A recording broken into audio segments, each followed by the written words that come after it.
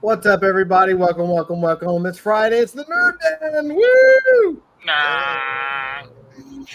Dusty Sky, Avery Butterworth, Spear of Heaven, which I think is Zach, and Andrew. Chirp, chirp. What's up, guys? Hey, Hello. I really hate you. Hi. I know. That's fine. Yeah. Everything's good. How are you guys? So, Andrew, you were saying. Oh, I was done. I finished the story already. Oh, You good. weren't listening? I'm sorry. Avery, that's the piece you got? I'm so freaking jealous, bro. Yes, this is the drawing I got from Narwhal. I was looking at that piece. I actually wow. saw that. Yeah, this is the one I backed and one I got. He's so fucking good. Now, what's Yeah. that? Is that from one of the books he worked on, or? I maybe. I don't know, man. It's on a piece of cardboard. Oh. Like, I have no problem with how much I paid for it. Gray washes and everything, huh? Yeah, it's a really great sketch. Marker, gray wash. It's a really great sketch. The only thing about it is it's on a piece of, like, normal cardboard. Oh, jeez. He really It's like- doesn't give a fuck. Yeah, like, it's a great drawing. Narwhal's awesome. Earthbound looks good. This is the third one right here, and there's the other two. Do you know they actually make backboards for comics that are cardboard on one side? Yeah, I think That's that's what probably it is. what that is one of those. Okay. It's a really super cheap backboard. So it's acid-free, at least. Okay, cool. Well, No. that I don't know for sure, but I mean, Yeah. it's what it's used for Probably. is, yeah, but But it looks good. I mean, it's a great-looking drawing. I'm pleased with it. It's really cool. no, But I is didn't cool. realize when I bought it, it also came with the book. So I have 2 sets of Earthbound books. Because I bought. This is the third one. Now, is that a hardbound? No. No. These 2 are perfect bound. This one's book 3 stapled, Yeah. Okay. and it's signed by Narwhal. Both of them are. Well, let's flip through it real quick. Yeah, please flip through it because he's a great. I love his stuff. Yeah, his stuff is really cool. He's always mixing stuff. Like, there's 3D backgrounds in this mixed in, and he's always doing really weird stuff. That's cool. He has a business card in there. Yeah, there's a card also in one of these, where that's just where I stuck the trading card. That's If pretty it wasn't, isn't his background in animation? I'm not sure. I'm fairly certain it is. I mean, frickin' A, he's got a great style for animation, you know? Yeah, he does. Yeah, it's a kind of a wonky style, but it works. Yeah, I love it. That's a little glimpse at book 3. Oh yeah, here's the trading card. That's cool. Put that in there. Yeah, I believe this is. That's volume 1 Yeah, this is volume 1. because I got the hardbound of that. Oh, you got the hardbound? Yeah. Do you have his Nosferatu? I do. No. I do have the Nosferatu. I'll bring it on another show and show it, Okay. because I've been starting to open a lot of these books I've been getting in over the last several months. So I've got some that still aren't open. I need to open, and so yeah, I can definitely bring the hardback for Nosferatu next week and show it. Try to bring some kind of indie book like every week and show it. Very That's a good cool. idea. Yeah, it looks great. Here's a look at 2. Yeah, I need 2 and I need 3. 3? I guess. Okay. And Well, then any of the other stuff he's done. I don't have extras of the Nosferatu. See, what you could do is clip Avery's portion of the live stream and make it into its own video Yeah, and call it the Indie Comic Roundup, sure. showcasing indie comics for the Yeah, week. I mean, this looks really great. I'm going to have to sit down and read these. This looks like something like you definitely like. I can pour through this over and over, just checking out Narwar's art. But this looks like something I also like. I genuinely need to read Yeah. because it just looks really, really cool. I dig it. Yeah, I've got tons of indie books that I've backed that I could show each week, And my copies of White Leopard came in, so let's flip through one of these. Yeah, let's do that. I want to see White Leopard, man. I want to see some Avery goods. Have you checked it out yet? Yeah, I flipped through it. Oh. Edwin Acevedo, the writer. Mm-hmm. Cover So you art drew by the whole. Donald You drew DeLay. the whole issue. Is that what it is? I drew this whole book except for the cover. The Donald DeLay did the cover. Nice. Can you like center your camera? Because all we're seeing is like the top corner of the comic. No, I can't move the camera. Okay. Well, then move the comic book. Then there you go. This is very precarious. This situation. I can't find the camera boom I bought. So this is like what's holding this camera is one of those cell phone things. Those Oh, big geez. things. That's what's holding the camera, and it's one of those cell phone things attached to the boom for my tablet. Oh, okay. My so that's how this is working. This looks great, man. Yeah. What do you think? How do you think it came out? Are you happy with it? It came out pretty good. There's some things about the art I wish I'd done different, of course. Always. Yeah. Hey, is that called redneck rigging? Yes. Yes. Okay. That's what I thought. Wow, this looks great, man. Yeah, it came out pretty good the way it all when you shrink it down. But that's what I try to draw for. Like I know it's going to get shrunk down.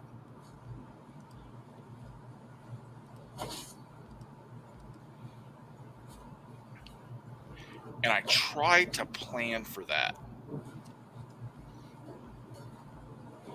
Like all of a sudden, a very loose drawing looks much tighter when you shrink it down.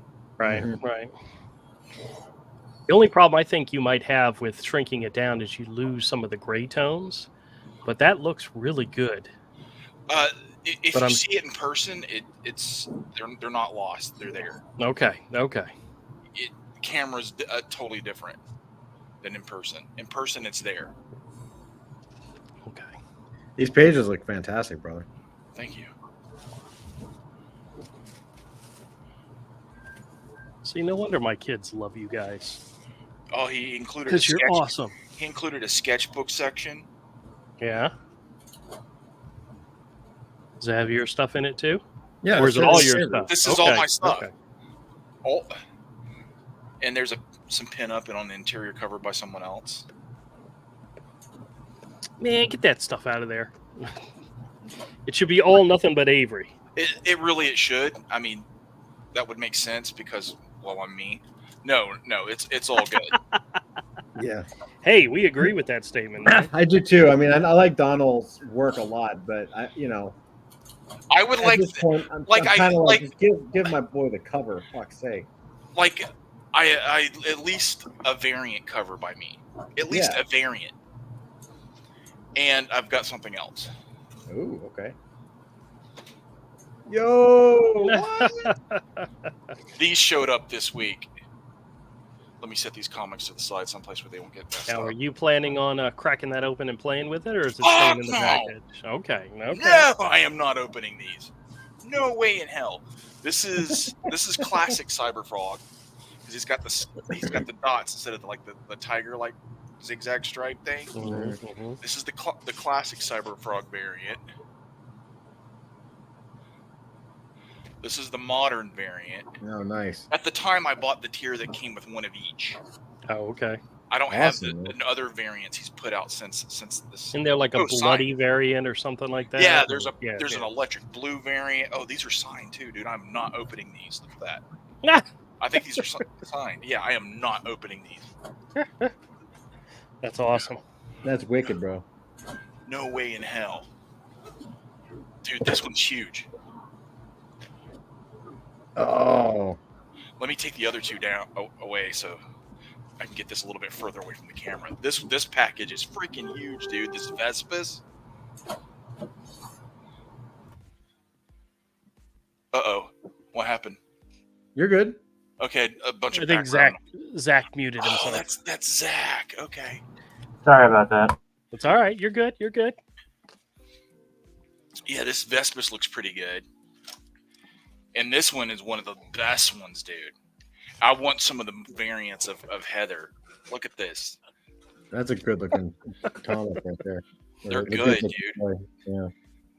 Like he's got different variants with her like t-shirt different and stuff. And but the sculpt on this looks so good.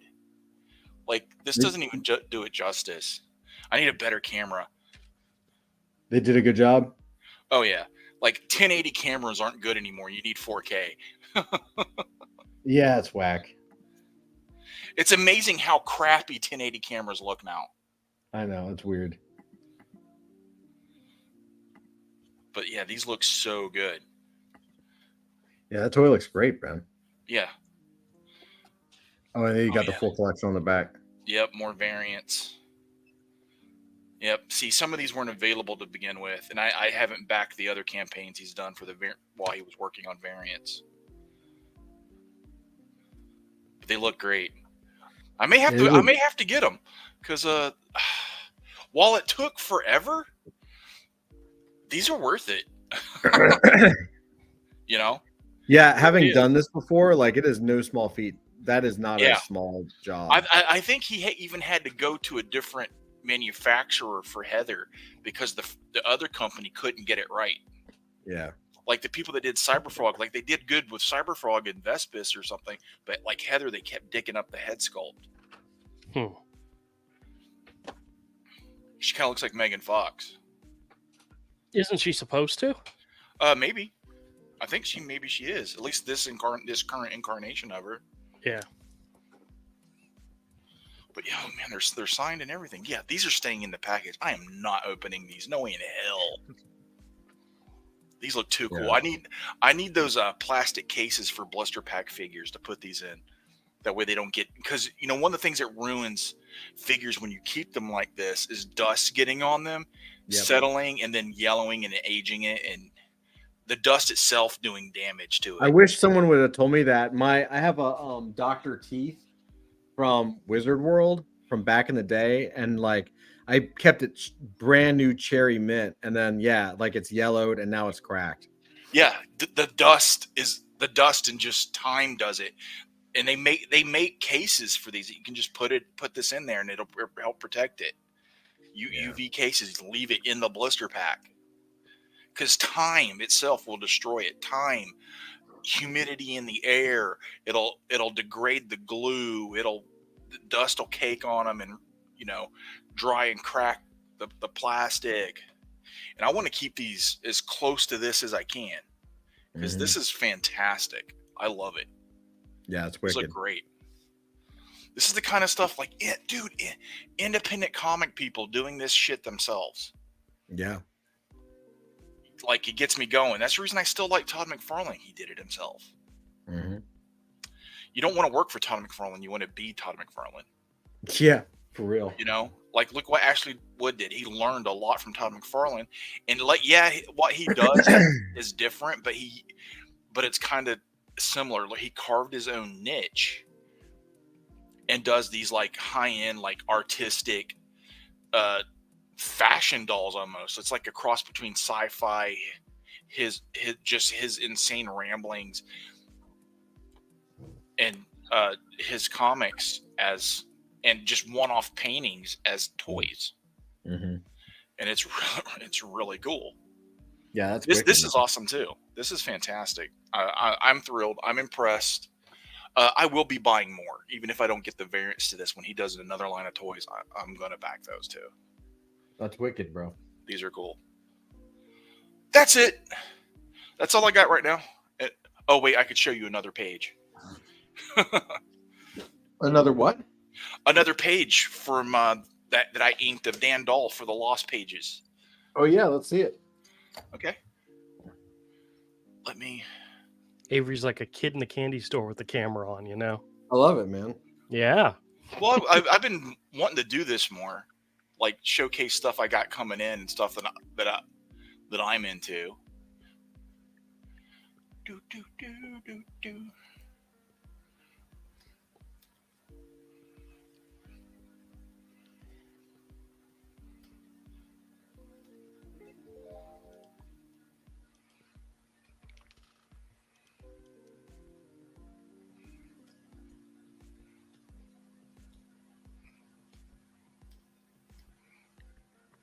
Todd, you remember the Boop, boop. It's a classic Nick Fury Agent of S.H.I.E.L.D. cover, It's the Jim Steranko one. It's the one where Nick Fury's standing there, and then in the background, it's like all the black and white imagery. The Steranko cover. It's a very famous cover. If you've seen it, you'll say yes. Somebody has a 4.5 graded copy up on eBay right now. Okay. I tried to win it, but I'm losing. So, no, I'm sorry. But it looks fantastic. But I mean, honestly, looking at the cover, it's not white. It's looks more orange than white. So I'm sure there's better copies out there, but just having it would be freaking awesome. Okay, why is the sharing gone? I had the thing where I was sharing it. Was up there. It was up there for a second. Yeah. No, it's not even there for me as an option. Really? Yeah. Let me leave and come right back. Okay. Hey, Dusty. Dusty! Hello. How are you, our fearless leader, doing? Wait, Zach left too? What the hell? No, yeah, he's in the green room. I don't know. Oh, why. Okay. Hey, Zach. My screen froze for some reason. I'm not sure why. Maybe StreamYard's acting weird. I'm trying to find.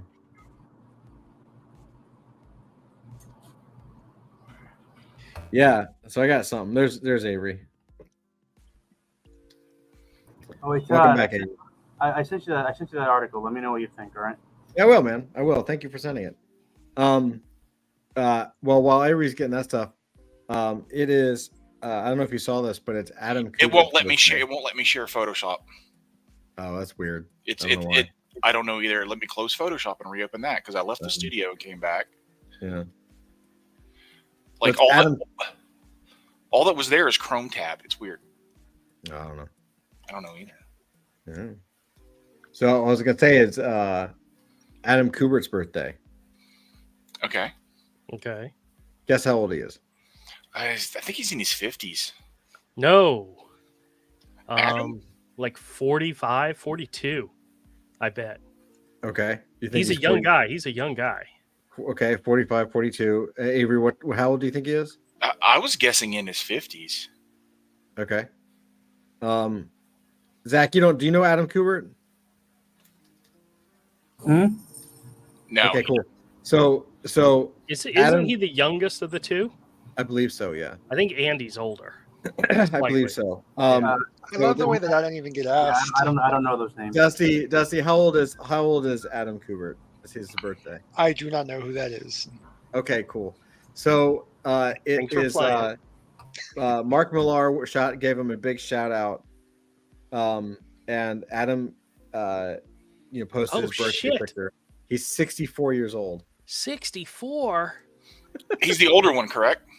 No. Now I got to check. He's 64 years old, bro. Andy and Adam. He doesn't look it. No, I think he dyes his hair. Andy's the younger one. Andy's 61. Freaking A, they're both in their 60s. Yeah, dude. Because their dad, Joe Kubert, who's very, very famous, passed away just a few years ago. Yeah. He must have been in his 90s? I think so. Yeah. Hold on. Now I got to look. Make you feel old, right? I swear they were both young. I thought they were. Does that make you feel old when you're like Adam Kubert is like 64 years old? Yeah. You're like, what? Yeah. Joe died in 2012. I thought they were in their 50s. Yeah. I was closer than Andrew. That's what I figured, yeah, but nope. I thought they were in like maybe the older one was in his late 50s. Joe was 86 when he passed away in 2012. Yeah. Wow. God, it's almost been 10 years. Well, he was a young man. He was a young man when he was drawing all those awesome ass comics, dude, and those GI comics and. Oh yeah. Damn, man. We keep losing some of the better ones, you know? Yeah, when he was drawing all those awesome comics in the 60s and 70s, dude, he was a grown man. Yeah. 60s and 70s aren't 20 years ago anymore, Andrew. Yeah. I know to us it seems like 20 years ago, This is true. but it wasn't. It was 20 years ago we were discovering them and graduating to liking that stuff. Yeah. And not just going for whatever the buzz was at the moment. We were starting to find like get into Kirby and other stuff. It's true, man. It's absolutely true. Bam. What? Look at that page. Yeah, pencils by Dan Dahl and my inks. I like the texture on the apparel, man, on the jacket. Like, Oh yeah, you kind of see it through Silhouette. the line work. It's not just solid black. I like yeah, that. yeah. I wanted to give it a little bit more depth than just be solid black. So I did this very. It's a mix of like Greg Capullo hatching in places with stuff that's more P. Craig Russell. Mm.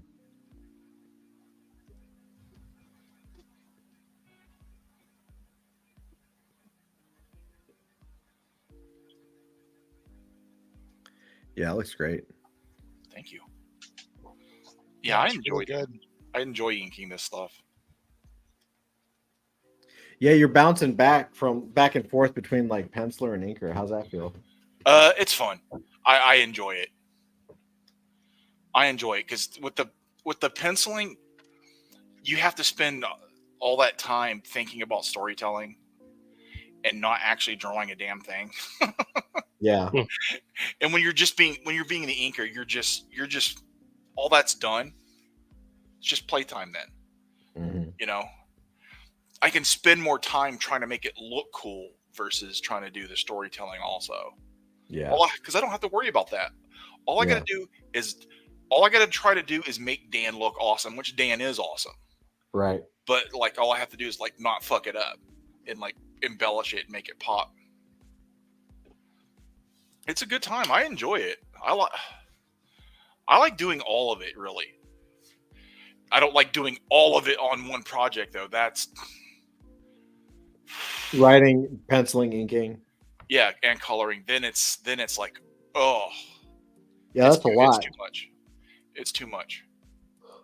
That's when it becomes too much. That's a hardcore push. Yeah. It stops being fun. While it's a job, it's a fun job. Yeah. And you don't want to take on anything that kills that for you. It'll ruin you. Yeah. That's how you get burned out. Yes, and you get burned out faster that way too. And you get burned out real super fast. Mm-hmm. And it ruins you. And taking on projects you shouldn't work on because you're desperate for money will fuck you up bad. It'll ruin you. It'll ruin your work. It'll ruin your reputation because your work's not what it should be and what you're capable of. Mm-hmm. It's all around bad. But everybody does it because you have to. You know. But look, I've been lucky the last couple of years. Yeah. I haven't had to take on anything I didn't want to do. Yeah, that's a pretty good win, man. But that's all going to change here soon, probably though. I'm going to have to just take everything I can. Mm-hmm. Yeah, that's the game, man. That's the game. Andrew, man, how's your week? How's the shop? What's going on? What you got? Well, I haven't been to the shop since last time. Well, no. Yeah, last week was good. Like I said, I bought 4 collections of comics. One from my brother-in-law, one from a buddy of his, one from a show down in Orlando, and one from a lady who just brought in some old comics. And there were a lot of 90s comics in there. A bunch of them were like beat up all to hell. So I got a whole bunch of new quarter comics coming to the store. Uh-huh. But there were some Spawn issues in there which might sell. So yeah. Good stuff. But one of the books that I got from my brother-in-law's buddy is this one right here. It's Wolverine. Well, do I need to put you in the Sure, spotlight? if you want to. Just a second. Sure. Speaking of Adam Kubert, this is Wolverine number 88.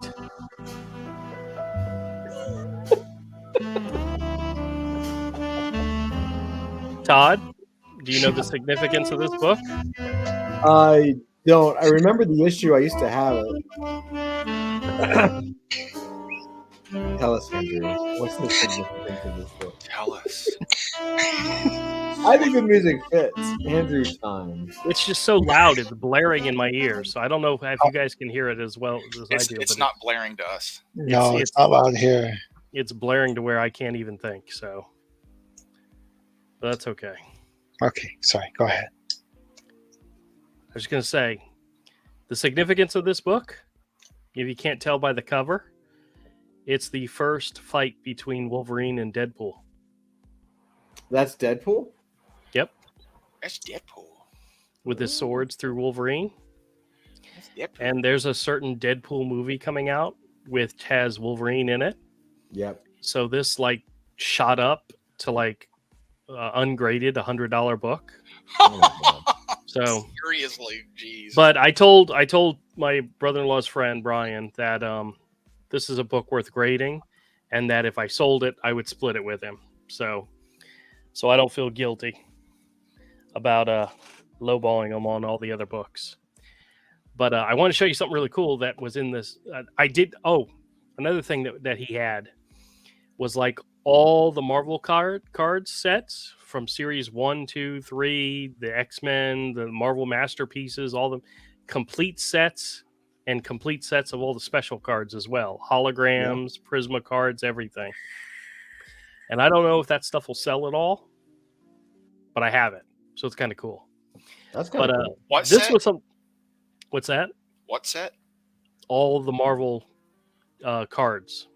Oh, Marvel Universe series 1, 2, 3. Oh, the act one should definitely sell. I know somebody sold a full set for $1,000. I don't know if you could duplicate. Yeah, I don't know if anybody's going to do that. Yeah, but it has happened. Well, I'm looking into possibly getting a lot of the cards graded. I was originally told that CGC grades cards, and that it's $50 a pop, which is outrageous. Turns out it's $50 for express grading. The standard grading is only $15. Oh, well, that's And you good. can do a bulk grading, which is 25 or more cards for $12 a piece. And the turnaround time's like 30 days. So the only way you could do it where it would be not worth the money is do the express doing. So I'm going to go through the stack. If I find if I took like all the specialty cards, like all the holograms, all the Prisma cards, there's probably way more than 25. Get those graded. Somebody out there might be interested in that. Some of the individual cards are worth a good Yeah, I amount. bet. Oh yeah, I know. Well, like the Stan Lee card, that's like a $10 card just by itself. I So, know. It's wild. but I Someone wouldn't want to. it's their rookie card. Yes, their rookie card. Yes, exactly. Yeah. But he was also getting rid of some old toys, and one of the things he had in there was this. This is an unopened box of Lego Bionicles. Okay. It's actually 3 different characters that combine together to make this one big, huge character. Devastator. Yeah, something like that. Yeah, well, there's a better image of all 3 characters. Yeah, But dude, those things have a following, dude. I went online on eBay. This thing is not less than like $300. Are you kidding me? There was somebody that had it for $500. Somebody had it for $300, and, Yeah, that's sealed in the box. And that's what this is. The box is a little crushed, but it's still sealed, never been opened. And yeah, I feel a little guilty because I didn't know how much it would be worth. So I gave him an amount, and he said, "Okay, fine." He took it, but I definitely that right there. If I sold it for half of what it's selling for, will make back all my money. So There you go. makes me feel a little guilty. I'm not guilty. You're doing the world a favor. It's called capitalism, man. Enjoy Yeah, it. I know. As long as Don't the be- box is in Don't be a decent dirty shape comment. and it's all there, you should be able to get at least a couple hundred. Oh yeah.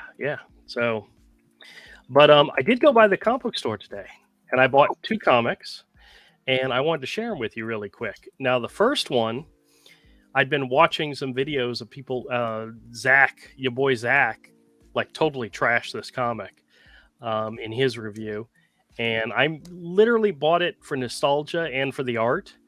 But he said the story was so freaking lazy, so I'm looking forward to reading it. But I'd been hearing people saying that their LCS had sold out of this issue, that they didn't have any. My comic book store had stacks. So whoever says it's not selling or whatever, sold out is crazy. But Transformers #1 from Image Comics and Skybound, and Daryl Warren Johnson on art. Yeah, And they're story. bridging universes, right? Yep. It's their new. It's their Energon line is what it's called, and it's GI Joe and Transformers. And then the other one I bought was because it had a Adam Hughes cover, but it's Werewolf by Night #1. This is the variant edition with the Adam Hughes cover. Oh, it's great. Avery, this, I know you're probably not a fan of Marvel at all, but No. they did something in this issue that I really, really liked, and I want to share that with you. The artist, who is the artist? I don't know the artist. It just is not a name that I recognize at all. But let me see if I can find it. I can tell you for sure.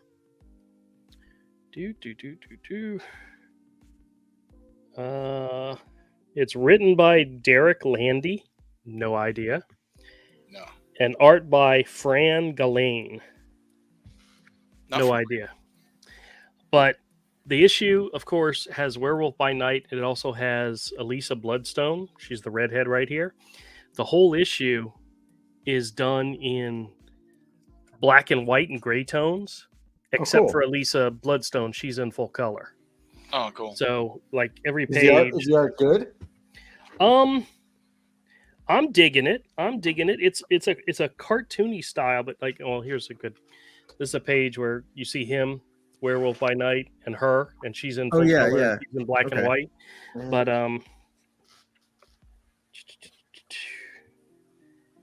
like here's like an action page, black, white, gray tones, and so forth. So I'm looking forward to reading it and checking it out. I don't know if the story's going to be any good, but I like the Bloodstone character. So we'll see. What was I going to say about this? Oh, there's an advertisement in here The for art that looked new good. book. The new book by Hickman called Gods. I had heard it wasn't that good, but I saw an issue on the shelf and it had an Art Germ cover. And I was like, ooh, Art Germ, everybody loves Art Germ. I picked up the issue. It was freaking $9.99. What? It was $9.99 cover price. So how many pages was it? I don't know. It was a double-sized issue, but I didn't really That's care. fine. I put it right back on the shelf and said, never mind. I pay $25 for 48-page books all the time. But you like the theaters. Yeah, it's because it's an indie book, and I know how much it costs to get that printed, and $20 to $25 is the price for them to make a good profit. Yeah. But that's not the way it works with modern comics. So No, they are a charging book on $9.99 for what they probably paid 50 cents for. Yeah. But Yeah, it sounds like a ripoff. yeah, It sounds like they're trying to make up for all the lost sales by overcharging for the ones that are still on the shelf. well, that's some of what they do. That's kind of their business model. Yep. But I got a stack of CGC booked here if you guys want to take a look at them. Yeah, let's go, man. You got Actually, the give me floor. just a second. I'm actually posting a video on my channel right now showcasing the new books coming to the store. Nice. So if you guys, as I need to do it on Friday night so that people see it before Saturday. Mm-hmm. And the other thing I need to do this weekend is I need to do a video showcasing the new CGC books for my website, for my website. Yeah, website. That's what it's called. The website page for my store. Freaking A, I can't talk tonight. This is not unusual. This is not unusual. It's the diabetes. You're fine. Oh, All right, so that's done posting. So let me switch back to what I was doing, and then. Wilfred Brimley. So I'm actually taking some comics into the store that I originally set aside for myself, like some of those GI Joes that I had, just simply because, I need to sell some. So because I got to make money. Not that I haven't been making. Oh, I forgot to tell you guys a story. Quick story. Oh my God. Dude. So last Saturday, a guy came into the store and he was looking at some of the slab books, and he picked out one or two, and he said, "Hey, are these prices solid, or can you wheel and deal?" I says, "Absolutely. You whatever you want, you bring it on, and I'll make you a deal." Well, he ended up picking 3 books off the shelf, and the prices that I had on them were $200 total. And I said, "Dude, I can do definitely better than that." So I finagled it and took like almost 40% off. So $120 for all 3 books. And he was thrilled. Well, the best part is I doubled my money even after the 120. So I made 60 You know, you bucks could on probably the deal. thrill them by like a 20% discount. Yeah, I know. But let me finish the story. Finish the story, Andrew. He came back the next day and bought 3 more for another $120, and then told me he let his friends know who like CGC books to come by. So, and he says he's planning on coming back this weekend too. So, because Excellent. there were more books that I had that he liked, he just didn't have enough money on them. Nice. Oh, that's good. All right. So this time you just give them like a 20% discount. well, I gave him enough of a discount to make me happy and to make him thrilled. I know. So that's how I work. All right. So you guys want to see some of the new comics I got? Sure. You could have given him less of a discount and been thrilled yourself, Andrew. Yeah, like 150 would have been a pretty steep discount. And Yeah. you made an extra $30. But he may not have had 130 on him, and I would 150. I'd rather take the money that he had on him than But nothing. you started 100. You started okay 175, 150. Okay, well, as soon as you open up your store, you let me know how you do business. You should have priced them at 300 so you Why give would him I open a 50% store? discount and still be making more money. Why would I open a store? I know. I'm personally thrilled with having a store, but I'm the only one. Yeah. All right, so you guys ready to see what I got? Nobody else here wants to deal with that shit. Yeah. Oh, trust me, I understand that completely. This first one, this is going to be from my collection simply because it was another one of those ones as a kid I never was able to have because it was always financially out of my reach. It's a copy of G.I. Joe number 3. Now, granted, it's a 6.5, which is kind of low, but I have a copy of G.I. Joe number 3. It's still cool. Slept, and it looks gorgeous. It looks beautiful. But this is one of, I mean, anything like lower than like issue 25, I never could afford. I could never get a hold of.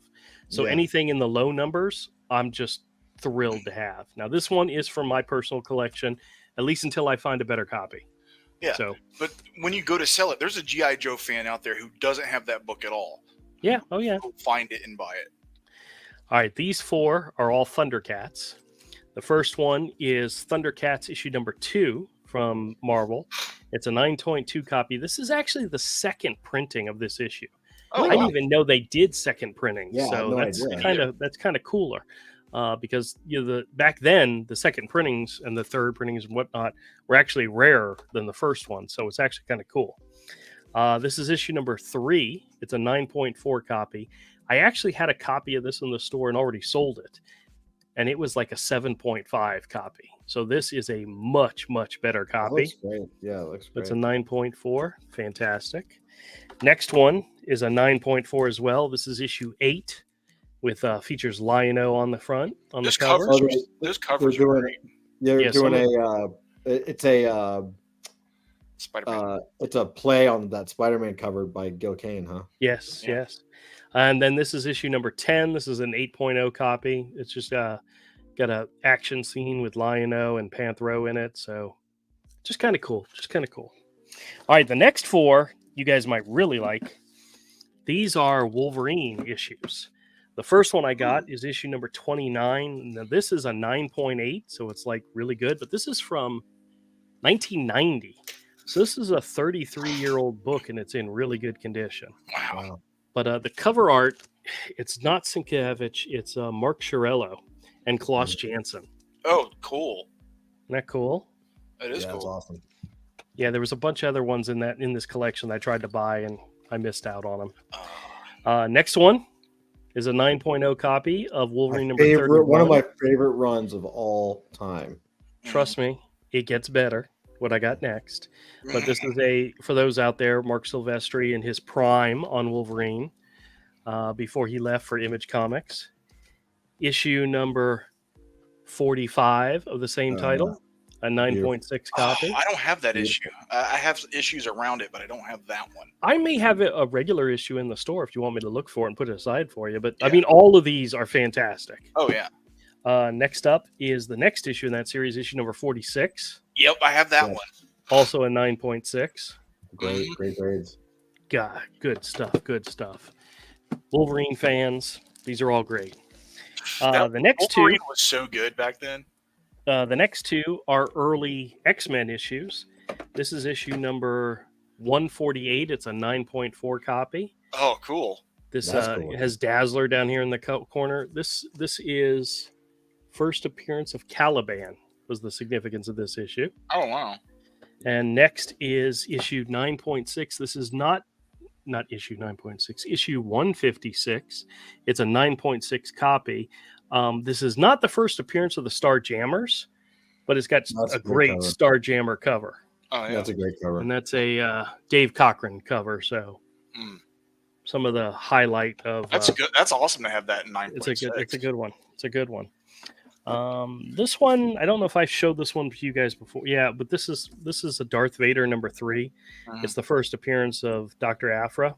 This is one I've actually had for a while, but I'm going to go ahead and bring it into the store. It's a 9.8 copy, and first appearances often are worth something. All right, you've seen these before. So I'll need to show these now. These two I got in the 80s, early 80s. Marvel put out a series of a magazine called Marvel Super Specials. This is issues number 28 and number 30. And what they did with this is they did magazine-sized movie adaptions. And the first one I have here is Indiana Jones and the Temple of Doom. Oh, nice. Look at the nice big size, magazine size, and it's got a really cool image on the back.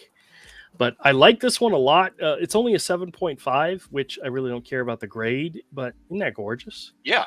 And other movies that they did adaptions to include the Star Wars movies. The Dark Crystal was one of them. There's a couple others, as well as one of my all-time favorite sci-fi movies, Crawl. It's a 9.0 copy of that. Now, granted, that's I know. I'm sure that movie doesn't hold up over time. Yeah, but it like, was man, I love that movie, dude. In the 80s, we all loved it. The sucky thing about this is the cover and the back cover that's the movie poster and a photo from the movie. Yeah. So it doesn't have art, but guess who did the interior art in this? Who did the adaptation? Who? Brent Blevins. Oh, I bet that inside's pretty. That's like killing a. That's like shooting a cannon at a.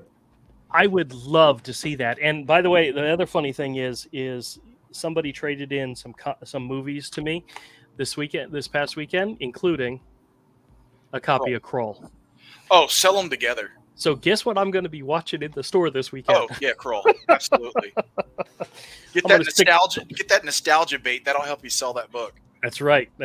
But yeah, those were pretty cool. And there were others that I was trying to buy, like the Indiana Jones and the Raiders of the Lost Ark. That one went for like $200. It was like crazy. But they also had like some of the Star Wars movies. There was a whole bunch of other ones. But Conan the Barbarian, the original one, was a movie adaptation that they did in that line of magazines. Oh, but wow. I am so looking forward to getting more of those because I think they're fantastic. There's some Marvel magazines I've been looking for years and I've never come across them in person. And it's a Hulk magazine. I think it's called Savage Hulk. I can't remember. There was Savage Hulk. And the issues I want are early Walter Simonson. Oh, yeah? Yeah, they're from the very late 70s, I believe. Okay. Well, that's back when Walter Simonson really wasn't Walter Simonson yet. He didn't become Walter Simonson until he hit Thor, you know. But then again, Walter Simonson is cool no matter what you're looking at, right? Oh. Yep. All right, that's it, Todd. You can take me off of whatchamacallit. Does anyone remember when Brian Stelfreeze drew a comic called Ice? Yes, from Full Bleed Studios. ICE, as in the immigration enforcement. Yeah.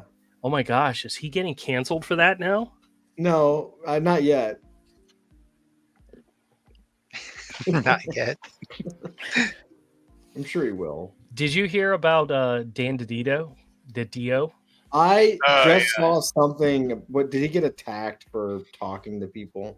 Yes. He's not working for DC anymore, but he was the publisher. He was really high up in DC. He left I don't remember if he got fired or if he left, but he's working with Frank Miller right now. He's working on Frank Miller's comics, and he was going around promoting the new comics, and John Delarose asked him to do an interview for his YouTube channel, and he accepted Just and for went on. just for context, for Dusty and Zach, John Delarose is a writer who made the horrible decision to publicly support one of the presidential candidates, among other things. But yeah. Well, now Dan DiDio is being canceled and being judged by people who are very much below him, and including our favorite Jamal Igle attorney at law at Lowell. Sorry, attorney at Lowell. What's her name? The CUM dumpster. Uh-huh. I say that, and you know who I'm talking about. Yep, I know exactly who you're talking about because she's useless. They all came out to condemn him. Yeah, and I saw some utter horse shit. Jamal Igle, attorney at Lowell, said that he was severing his many, many year friendship and personal and professional friendship with him because he went on to a YouTube channel and did an interview. What a good guy! What a peach of a human. Well, it's one way to get your name in the news, in the comic news, is to come out and be a fucking idiot, and that's the only way Jamal Igle is going to get noticed anymore. That dude, is that guy still working? I don't know. I'm sure he has some campaigns he's not fulfilling. I think complaining about other people's being late. I think the last big thing that he worked on was he was with Yosagi Yojimbo. What's his name? Kwanzaa is Jeffo Jimbo. Oh, Kwanzaa. Yeah, Kwanzaa. Yeah, on a series called Black. He did the art of the comic book series Black. Yeah. That's pretty much what he's now known for. Yeah. So. That book magazine I'm looking forward to, Rampaging Hulk. Rampaging Hulk. Do you know what issue number? He did several. Oh, okay. So you don't care. You just want the Walter Simonson Rampaging Hulk magazine. Yeah. I want some of them, and some of them are graded. I think I want them to be able to flip through. Not graded, but they look good graded. There's a better chance that you'll get a flip through copy because most likely it's a heavily read reader copy. Yeah, those are probably more common to come across than anything else. Yeah, but hey, you never know. You never know what comes in my store, so exactly. I'll keep an eye out. Yeah, Rampaging Hulk, man. Whew, some of them are expensive. So you can find some reader. Whoa, man, damn. Dude, and like some of this, though, the art's incredible. It's like Walter Simonson doing like gray tones and stuff, and it's good. That was back when they did gray tones on like Conan magazines. Mm-hmm. Freaking fantastic. Oh, it's the same kind of thing. It's one of those. It's those black and white Marvel magazines. Dude, those were awesome. And there's one, and Rampaging Hulk was one Walter Simonson worked on in the late 70s. It's like, I want those. Can I ask you guys something? Can I ask you a question? Comic related question. What's up? It seems like every week I hear about one or some other artist, usually like someone with decades of experience in the industry, getting canceled over some bullshit for some bullshit reason. Mm-hmm. Yes, because So at what point? At what point are they going to run out of actual artists? They Well, are they already have. They already have. Yeah, everybody else has bent the knee and walks on eggshells around like 13 weirdos on Twitter. Well, the answer to that is simple. They've gone after Frank Miller multiple times now. Yeah, but the funny thing about cancel culture when it comes to comics is sometimes it doesn't stick. Because there's people out there that get canceled and they go on to be successful people, you know? Yeah. It doesn't work if you monetize them. Yeah. Well, not only monetize them, but actually continue to thrive. Yeah. If you've ever heard that expression, the best way to get revenge is to be happy. Yeah, they Streisand effect. They hate that. They absolutely hate that when you're happy and successful. Because when they do it, you're supposed to roll over and die. Yes. You're supposed to end yourself in Minecraft. Yeah. That's their ultimate goal. Yes. See, I did it right. You did. Very good. I'm proud of you. He forgets the Minecraft part a lot. Yeah, but I didn't forget it this time, so shut up, Dick. I remembered this time. I remembered my Minecraft. In Minecraft. In Minecraft. Yeah, there's a place in hell for those people, so that's okay. Yeah. What's the Daredevil shirt? I can't see it. Oh, my shirt? Yes. It's here. Oh, nice. Very cool. John Romita Jr. versus Punisher. Good. Yep. Nice. Yeah, man, represent. Love it. Classic. I have to be careful. I have a Punisher shirt. I've got a Mike Zeck Punisher shirt. Yeah. And it says Punisher at the top, and it's the Mike Zeck one where Punisher is like jumping at you with the two guns pointed at you. Yeah. And I always feel like it's like could be taken as a threat or something. I'm like, I bought it, of course, because it's a Mike Zeck drawing, you know. Oh yeah, and some weirdo is gonna be triggered. Yeah. So I just try to wear that. I try to wear that around the house. You know, I'm honestly afraid to go into a Dollar General here in town wearing my back brace on the outside of my shirt, my back brace. Because they'll think somebody might think it's a tactical vest of some type, and no, it looks like never a back know. brace. Yeah, but people are stupid. There's a lot of dumb people that live around there. There are a lot of dumb people. Respect to everybody out there who is dumb, but you're out there and you know it. Respect is everybody. Well, dumb people are everywhere. Yeah. And in Jacksonville, they're more spread out. We're a big city, and you know, there's a lot more room for them to hide and crawl under things. And, it's like in Jacksonville. Do we have any more comics to talk about? Let's talk about comics. Jacksonville, the role-playing game. Oh, thank you, Dusty. Yes, we're a little off the tracks there. We we're talk way all about it in the green room. That's true. Jacksonville. I was telling. Okay, so I got something for you. So, I am going to at some point. So I'm putting this out there. So Avery, you don't buy anything for Dusty. I am going to buy Dusty this. Oh. Because I think it's fantastic. Sure. No, Andrew doesn't like it. No, I think it's great for somebody who's into creating comics, but for general readers, somebody who hasn't been living with comics. This is the first printing. I have given this literal book to multiple people who didn't know anything about comics, and they came away with an appreciation for it. And never bought a comic ever again. Dusty is an intellectual. So intellectual. He went to schools and stuff. He can read. Yeah. He's bona fide. But I am. Do you guys remember? I mean, I in my head it's like months ago, but I know it's years.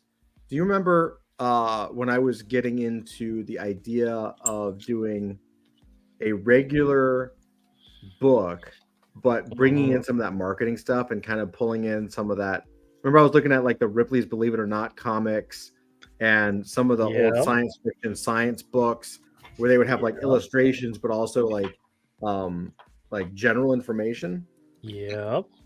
Yeah, I'm kind of starting to like, because I'm wondering, like I'm thinking about pulling some of that stuff together with the stuff that we're doing with adult fantasy, so that we could do a more regular book without the stress of having to do 20 pages a month, for instance, right? Because you can always, there are tons of newsletters that are written that provide value and all this, and it's easier to write than it is to write, draw, letter, ink, right? So I think the combination of the two might actually allow us to provide more value at a higher price point, while also allowing us to not to do a regular book without having to produce 20 pages a month. So that's kind of I'm just playing with it. I'm toying with the idea right now. I'm toying with it. You know what? I hate to say it, but you and I are very much alike when it comes to the things we want to do and the plans we make, and how sometimes the stuff never gets done because life gets in the way. Yes. I tell you what, if you want to do this, you actually want to complete and actually make this happen, you need to quit your day job and spend time full time doing it. What day job? This is my full-time day job. What do you think we do? This is all I do. Quit your day job. I'm just going. I figured I'd transition to remind everybody I now have 29 Fridays left in my day job, and I'm very happy.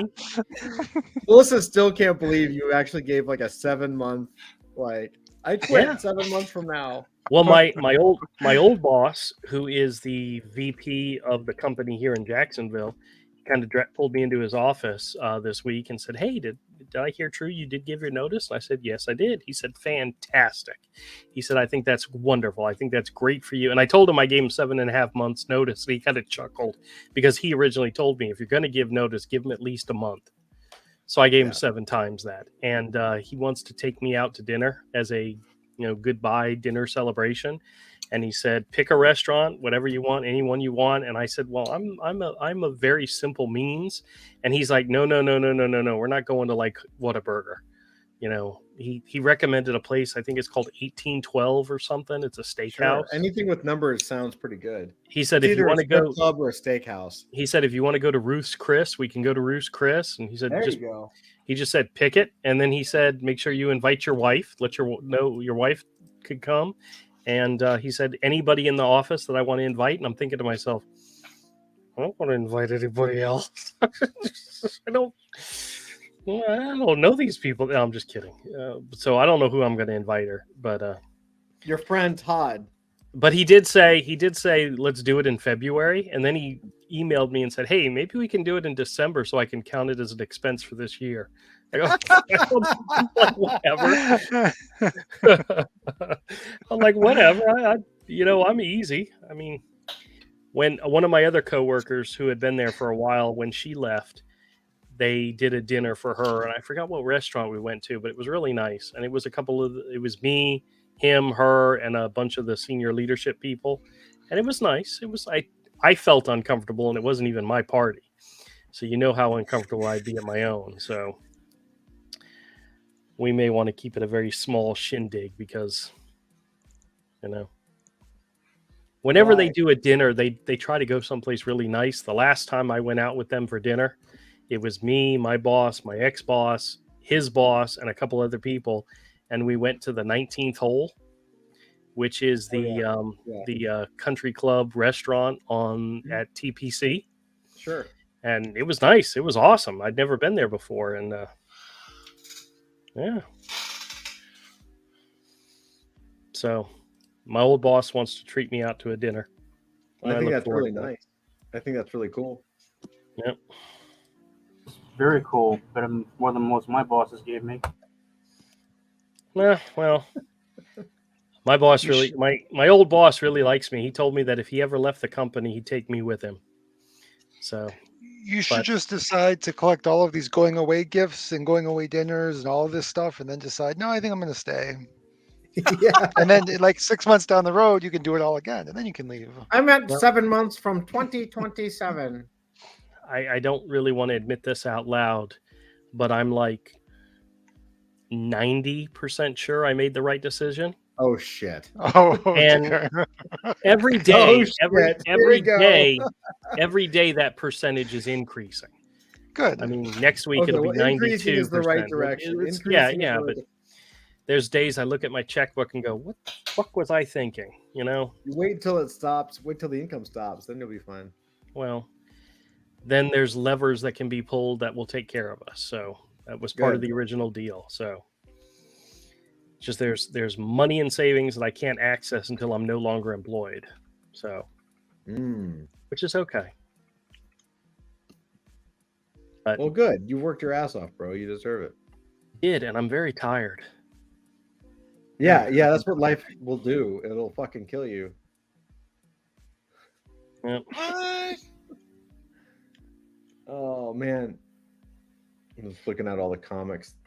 One of the sets that my brother-in-law traded into me was like issues 1 through 40 of Wetworks, Oh the wow. original Image series, those early Will Spartasio ones, and it kind of got a little lackadaisy later on, but yeah, I got a whole run of those. that's still a great. The Wetworks is a fantastic. I mean, the first couple issues were really good. Oh yeah. Yeah, Art wise, anyway. Art-wise.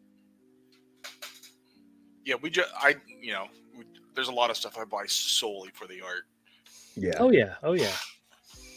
I got a lot of that, but I have 2 whole boxes here. I have that are already in the inventory, but I have to price them, so I got to go through them. And I'm ran out of bags and boards, so I had to make a new order for more bags and boards. I've got 2 stacks of comics sitting right next to me, a small stack that needs to be pressed and a larger stack that just needs to be bagged and boarded. So I got comics coming out the butt, and I love it. Makes me so happy. That sounds uncomfortable. It is a little uncomfortable. I mean, after a while, you have to think to yourself, Could is you this use a really little worth bit of it? lube? I mean, they're bagged, so it's safe to use the lube. Oh, good God. I was telling my ex-boss, the VP, Hi, Dusty. about this show. I'm talking about comics. I was talking to him about this show with you guys, and specifically we were talking about AI, and I was telling him how stupid AI is and how I could prove it, and then we had actual, on-screen fights with AI about how stupid it was. Yeah. And he says, "Oh, you gotta tell me, you gotta let me check out the channel." I'm like, "Oh yeah, sure." Oh, God, do I really want to do that? Although the AI did beat you. No, it did not. Martian Manhunter is an alien. Fucking period.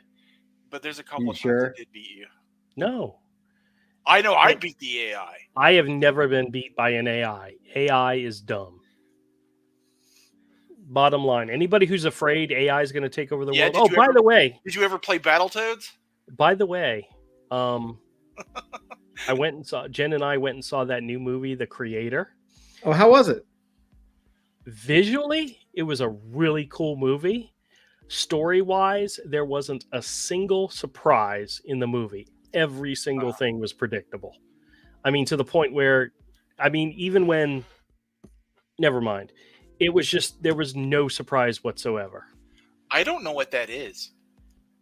It's a new movie from the guy who directed Rogue One. And it features Denzel Washington's son as the main character. And it has to do with AI. Bombing. Yeah, visually it looks like Elysium or something like that. So, okay. I mean, it was visually it was pretty spectacular. Okay. Yeah, it looks like visually, I thought Neil Blomkamp directed it when I first saw it. So yeah, visually it was pretty spectacular, but the story, there wasn't a single twist that made you go, "Oh my gosh, I didn't see that coming." You know, it was probably written by AI. That would have been good. That'd be good. That's why the story sucked. Oh, Andrew, what else you got to Anybody, show us? Show us something. Show us something. anybody that's afraid AI is going to take over the world, don't be worried because it's dumb.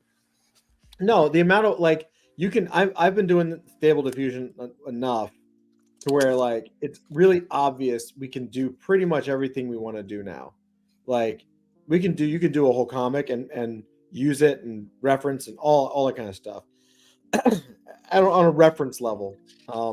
But it's like using Photoshop. Like it's like saying Photoshop is going to ruin comics or 3D animation is going to ruin animation or like Photoshop is going to ruin graphic design. Like I've been through all of it and it's all bullshit. So shut the fuck up and learn the tool, you know? Well, don't be a tool, learn the tool. I think if people can use AI, that's a wonderful thing. But if people think AI is going to do everything for us, we're a long ways from that. Give it at least 6 couple months. Years, 2 years. Yeah, give it at least 6 months. Yeah, no, they're already building. I mean, it's just the jump. They just updated ChatGPT 4 with a visualizer and a couple other things, and it's a little scary. It's a little nuts. It's a little crazy. Well, guys, my experience working with AI as far as writing goes, it's okay with the prose, but it can't write dialogue for shit. I think right now. Well, right now, yeah, but I don't know. I have some thoughts on that. I'm actually putting it together for another article. But I think my view on AI is that it'll be a useful writing tool, but it won't resolve the biggest issue when it comes to generating your own art, which is publicity. It doesn't matter how fast your AI can churn it out. If no one knows about it, it might as well not exist. And the problem we're going to have is that because AI, really basically self-publishing and a lot of other stuff, publishing your own art, that's been around for years. That basically those gatekeepers are gone. What AI is going to do is basically going to take that big open door and just blow it to smithereens. So there's literally no barrier at all. And the downside of there being no barrier at all is that a flood tide of shit is going to, pardon my language, a flood tide of excrement and dung is going to come flowing through it, because everybody who thinks they can write a book but doesn't want to put in the work is going to write a book and not put in the work. So you're going to see a lot of, well, let me put it this way, the publishing field, I've noticed, I think I've just said this before, it's like a giant pond. And every time a book is released, you throw a stone in that pond. Now, in the old days, the pond, every time a book went out, there was a definitive splash, because, the publishers acted as gatekeepers. So there's a limited number of titles being released every year. But, with self-publishing, all of a sudden there's like one of those machines that they use to spit out tennis balls, but it's firing like stones, and every second a dozen a new stone's being chucked in the water, so that instead of a few individual splashes, you can notice the water's constantly being churned, and the only splashes you really notice are when someone hucks a boulder into the water, and that's like George R. R. Martin or J.K. Rowling. Well, what's going to happen with AI is that it's instead of like a tennis ball launcher hucking a stone every second, you're basically going to have like a giant Vulcan cannon firing 100 stones a second into the water. So it's basically going to be nothing but froth, and even the biggest boulders may not put up enough of a splash to get noticed. So I think it's by making it easier, and that's going to apply not just to publishing, but I think to a lot of other arts as well. Because just imagine what happens when AI music comes out. It's going to happen, and when it does, I think the traditional models that we have, which is basically very institutional even now, because there's still only really like a handful of marketplaces like Amazon, Smashwords, and so on. Bandcamp for music. I would have said Comixology for comics, but Comixology kind of cut its own throat. I think a lot of the institutional vendors, which is what you use to get stuff out, they're going to get overwhelmed because there's no way they can, I mean, unless they say we will not accept anyone who publishes AI work, which they may have to do because if the volume gets to the point where they literally can't keep it up, and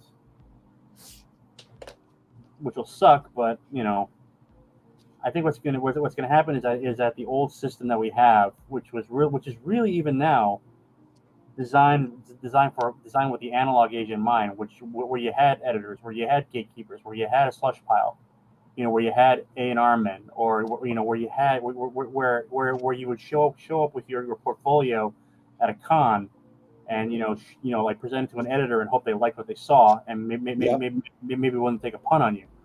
That's going to go away. I think it's already gone away. Like you can't. They don't do it anymore. Marvel canceled that policy, and so did DC like years ago. Well, I mean, all that's going to go away, and I think what's going to happen is instead of like one big monoculture or a bunch of shared subcultures, you're going to have hundreds of microcultures, and people who are going to thrive in this are the ones who are able to figure out ways to cultivate audiences for themselves. Anyway, rant done. No, you're good. That's. I mean, I think you're right. I mean, look, I don't think AI is going to replace writers, but I think it's going to enable a lot of it's going to enable a lot of crappy writers, or it's going to enable a lot of it's going to enable a lot of hacks and crappy artists. Yeah, I think very soon. I mean, I believe that 50% of the artists or authors that are complaining about AI are also secretly using it. Well, of course they are. They have to. I mean, look again. This comes from self-publishing. When you're an independent and you're on your own, volume matters. Yeah. I mean, look, in the early 2000s, it used to be that self-publishing your own novel, your own comic book was like a desperation move. It was like really low status. You weren't good enough to get picked up by a legit publisher. But then like Amazon KDP came around and a bunch of other services. Mm-hmm. And what happened is that all of a sudden, and they made self-publishing possible. You could put your own book out electronically or using print on demand, and it all depended on how well you were able to publicize yourself. And in the early days of social media, it was a lot easier. I mean, there were like the guy who wrote Wool, which is now like a show on like Apple. Mm-hmm. He used social media to get the word out. But nowadays, of course, that's social media is basically his saturation. No one notices it anymore. Ads don't really work anymore because people just ignore them. I mean, the only people who really like click on like email blasts now are like dedicated readers, and they're swamped. I mean, so the thing is, in the early days, though, the people who thrived at this, at books and music, and I think indie comics as well to a certain extent, were the people who were able to pump out a lot of content very quickly. And I've known people who could do that. I've known writers who were able to like crank out like a book every. I've known writers who could. I've heard about writers who could literally crank out like a 40,000 page novel every month. For like erotica readers, especially, and erotic and romance writers especially, are very good at that because the plots there are very formulaic. You basically like say, okay, type A corset romance. Change the names. And the romance readers, they're constantly looking for new books to read. The thing is, you can't do that for very long. I've tried doing that. You burn out in about a year. No one can be on that on all the time. You run out of juice. So but And the thing is, though, is that if you could do it for a while, you could build a career for yourself. There were people who were making like $100,000 a year for a time, because, like especially in the great vampire craze of the early 2000s, after Twilight came out, if you were able to hit like the mine that seam, you could do all right for yourself. I mean, there was this one lady who wrote like basically a Twilight romance knockoff with like what had about 40 titles in it, and they were always like selling well. But the thing is that AI is gonna take away that that control on it, which is the individual writer's ability to like manually crank out stuff that fast without burning out. Because with AI, you're not going to burn out. You just pump in the idea, and all you have to do really, and like 90% of the work is done for you. You still have to edit it, of course, but again, volume is what it's going to mean. And I don't think the current system is really set up to deal with a flood tide of hacky shit. So, there's going to have to be a reset. New people are, we're going to have to, people are going to. Some might say a great reset. Was that? Never mind. All right, I know. I'm rambling. I'll stop talking. No. I was making a joke. You gave me a great opening. I appreciate it. No. I just think that it's like you've heard of Sturgeon's Law, right? I have, but I don't remember what it is. Like I forget his name. He was let me look it up. Well, he was a British. All right, yeah, here it is. Yeah. Sturgeon's Law, it was coined by Theodore Sturgeon, who was an American science fiction writer and critic, and which is basically it's 90% of everything is crap. Yeah. Well, I think we're about to hit a world where 90% of everything is 90% of everything is subatomic level crap. 9% of it is like barely tolerable crap, and 1% of it's actually going to be readable, and 0.01% of it's actually going to be good.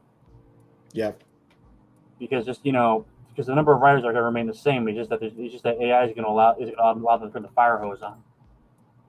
It'll be like what Netflix was doing back when money was cheap, and their whole idea was that they produced a lot of stuff. They didn't care if it was shit. They figured someone somewhere would watch it, and of course eventually the money ran out. But anyway, so that's my 50 cents on it. You can read all about it. You can read all about it when I get around to writing about it. Cool. I'm interested. I'm definitely interested. I think go for it. Well, I mean, look, I don't think with books, you're not going to see another George R. Martin. I don't think so. I mean, the writers are coming up now.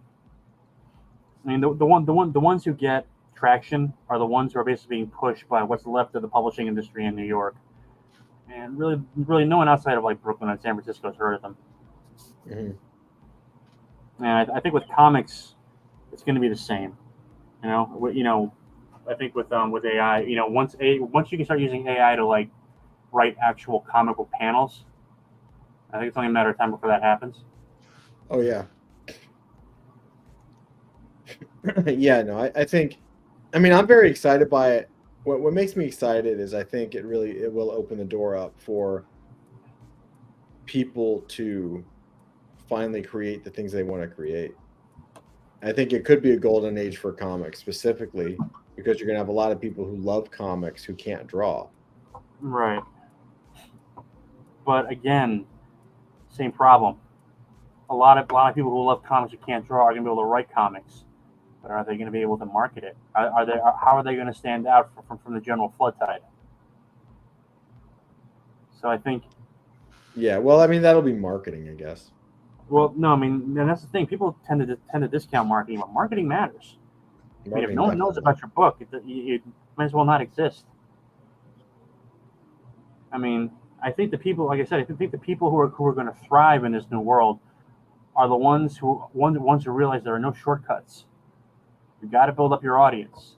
your mailing lists are gonna be worth their weight in gold. Mm-hmm. You know? If you can, I mean, if you can get those 1,000 super fans, you know, treasure that like it's pure cut cocaine, because you're not going to survive without it.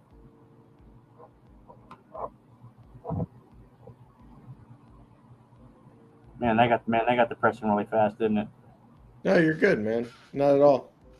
I'm watching. There's a. I disagree with you. I think there will eventually be another J.R. Martin, whatever his name is. George R. R. Martin, yeah. Yeah, I think there will be. I mean, these things are always cyclical, you know. There will come around it. There, I mean, it was who was the big name when my kids were kids. It was the Harry Potter series. Yeah, J.K. Rowling's, you know. And then when they were in college, it was the Game of Thrones. It's all a matter of the finding of the audience. You know, once you find that audience, it can explode. You know? Yeah, but see, the problem I think there is that, you know, Rowling and Martin, they're basically legacy authors who came up before the internet was a thing. I mean, the first Harry Potter novel was published in like '96. I think the first Game of Thrones, the first novel was like 93, 94. Yeah, but from what I understand, I mean, I've read the Harry Potter books. I haven't read any of the Game of Thrones ones. These are not literary geniuses, you know? No, but they made entertaining stories that people enjoyed. But they were they also had the advantage of coming up in a publishing industry that was still fairly consolidated, which was able to put real marketing money behind their titles. I mean, I remember when Game of Thrones first came out, I walked into a Barnes and Noble in Allentown, Pennsylvania, and it was sitting right there on the front rack. This is back in the day when people still went to bookstores. I mean, they still do, but not like they used to. Yeah. Harry Potter took off because it was picked up by Scholastic. And actually, you know how we got into Harry Potter? The school actually sent home a permission slip that we had to sign if we wanted to give our children permission to read the Harry Potter books. Well, and at that time, there was maybe 2 books out, and we did not know anything about them. And my wife was a very avid reader. Harry Potter series was right up her alley, but she knew nothing about them until we got the letter from the school, and it made us curious. It was like, what about this book series has the school requiring us to give permission for our kids to read it? Well, you know, so we read the first book, and we read it with the kids, and we loved it.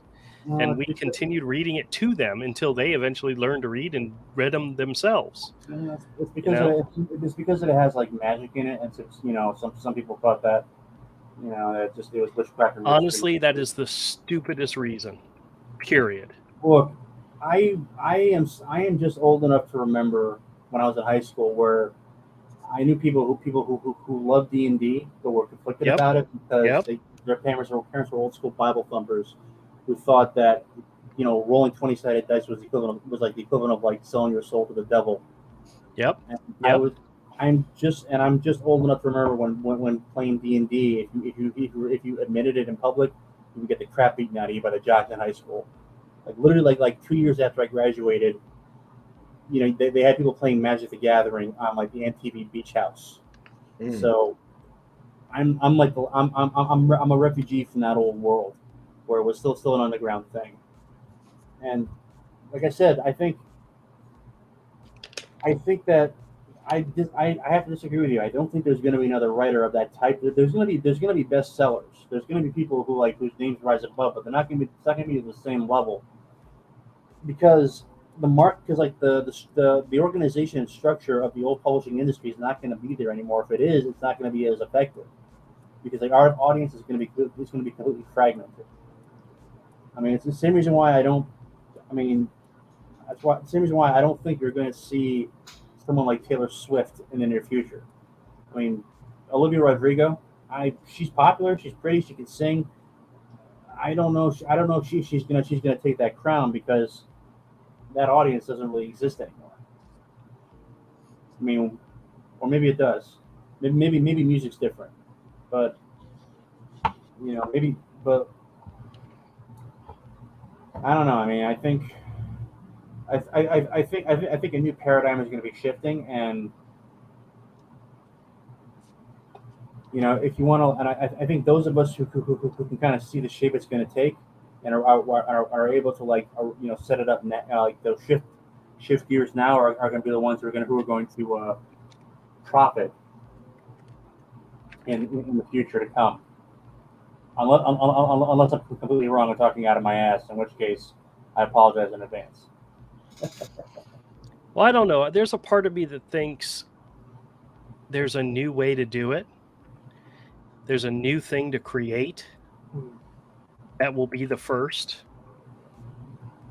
I don't think I'm smart enough to be that person to create it. But I'd like to give it a shot. I got my story. I got my stories that I want to tell, and it's not rocket science. I mean, the problem is that the big problem isn't that it's difficult. The problem is that it's time consuming. You got to be willing to build up your audience. I mean, I have the mailing list I'm using right now. That took me years of slow gathering to build up, and it's still not big enough to do what I want to do. I mean, but it's still growing, and I'm getting reader. I'm getting new signups, like 1 or 2 signups a week sometimes. But if you're not in it for the long haul, it's not there's no shortcuts. Is what I'm trying to say. Yeah. I mean, it's like, and I know this because of my work as a web designer, working with web design and YouTube videos, and I've had clients, back in the day when YouTube was first coming around, there were services, and there still are services you can go to with saying, if you want to boost the ranking of your channel, go to and say, okay, listen, I need X number of views on this, video. I need X number of new subs on my channel, and you pay whatever you pay, and you get in a week later, you've got your channel has grown by about 50%. But those aren't real viewers. They're like fake accounts in China or accounts that have been hacked, and you can't do that with books or comic books. I mean, you can't pay people to buy your stuff. Yeah. Yeah. I think it just matters. I think it just depends on the time and the place and the era. And I think we're bridging into a new era. And it's going to take time. I think the independent comic thing and the independent publishing thing is kind of going to explode. I think that's the future of all of it. But I think we're just, Have you ever noticed that some of in the last 15, 20 years, the franchises that have exploded and become popular are not new? Like The Walking Dead, Zombies was not new. This wasn't something created out of thin air.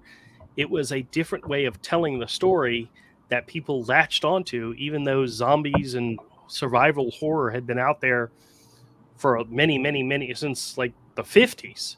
But it was a new way of doing it. Same thing with sword and sorcery, with Game of Thrones, and magic with Harry Potter. These weren't people reinventing the wheel. They were taking a genre and they were introducing people to it. I don't know if I want to say a new way, but there's something out there that we just have to grab and be able to, maybe it's superheroes. Maybe we need to reintroduce people to superheroes, do it in a different way. And I think that's kind of what the fuck's the name of your company?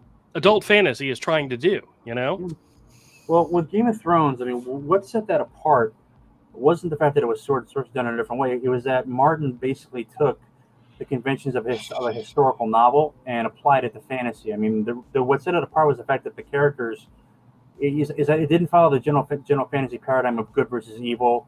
It was basically it was all shades of gray, and the characters were hyper realistic in a fantasy setting. And Yeah, but you also didn't have to realize or didn't have to know that there Yeah. was actual historical references in Game of Thrones, like the No, whole red wedding and the whole incest thing. That was all stuff that had happened in actual real history, you yeah. know. But he took those and he added them to a fantasy story, and a lot of people didn't realize that those were actually based on real If events. you like Game of know? Thrones, read something called The Accursed Kings. It's a I think I've heard of that one. Yeah, it's a series of historical novels about the French monarchy, written by a French author that's been translated into English. You can actually find it on Amazon.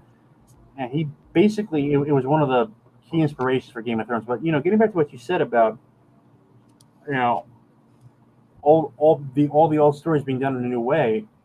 I mean, don't you? It's kind of interesting that a lot of the big cultural things that have kind of been around for since the late '90s, early 2000s are all things that had their roots in the second half of the last century. I mean, Marvel's not when the MCU came around, Marvel had already been around for nearly 50 years at that point. I mean, Right.